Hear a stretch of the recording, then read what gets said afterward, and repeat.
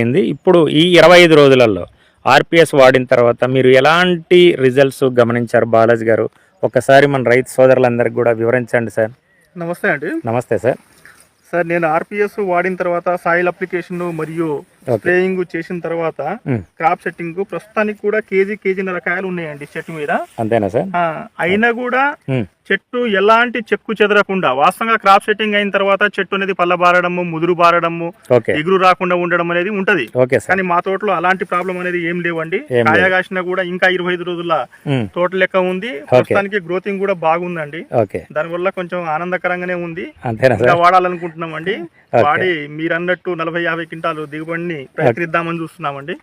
Okay sir. ఇప్పుడు మన మిగతా 3 ఎకరాలకు మన వాడిని 2 ఎకరాల్లో తేడా అనేది గమనించారా సార్ మీరు? కంపల్సరీ ఉందండి. ఇప్పుడు మన బిట్టులో సార్ ఇదంతా కూడా ఎటు చూసినా గానీ బాలాజీ గారి బిట్టులో 3 రకాల స్టెప్పులు కనబడుతున్నాయి. ఒక పక్క క్రాప్ కనబడుతుంది. క్రాప్ చూపెట్టండి సార్. ఈ క్రాప్ అండి. ఇదంతా కూడా ఏంటంటే క్రాప్ తర్వాత గ్రోత్. ఇంకా ఇదంతా కూడా క్రాప్ చూడండి. క్రాప్ సెట్టింగ్ ఎట్లయిందో చూడండి. ఇదంతా కూడా క్రాప్ సెట్టింగ్. దాని తర్వాత ఇది గ్రోత్ స్టెప్ గ్రోత్ రావటం అంటే ఇదంతా కూడా గ్రోత్ ఎక్కడ కూడా ఆగలేదు. ఫ్లవరింగ్ కూడా అట్నే ఉందండి.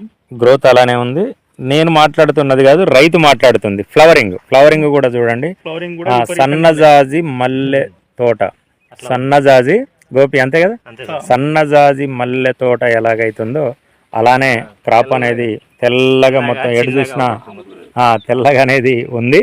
ఇదంతా కూడా ఆర్పిఎస్ 76 యొక్క రిజల్ట్. మిత్రులరా, రైతు సోదరులందరూ కూడా రోగాల మీద క్రాప్ చేస్తారు తప్ప ఇప్పుడు ఆల్రెడీ దీంట్లో 20 క్వింటాల క్రాప్ పడ్డది. 20 నుంచి 25 క్వింటాల క్రాప్ అనేది పడ్డది. ఇదంతా కూడా నిజం, వాస్తవం అది. ఇంకోటి ఏంటంటే చూడండి, ఒకసారి చూడండి సార్.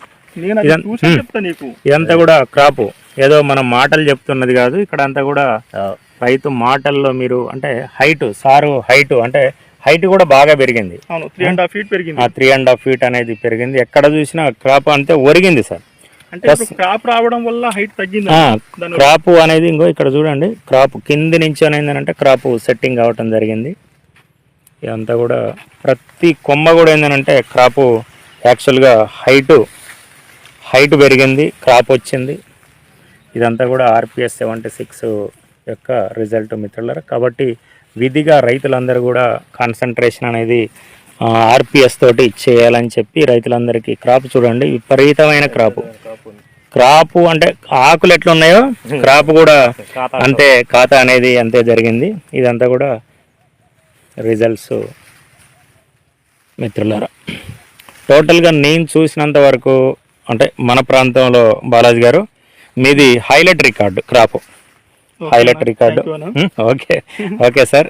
లాస్ట్ వరకు మీరు అన్నట్టు 40 క్వింటాలు ఎబో వచ్చేటట్టుగా నేను మీకు గైడెన్స్ ఇస్తాను. ఖచ్చితంగా ఈ ప్రాంతంలో రికార్డుని బ్రేక్ చేయాలి బాలాజీ గారు.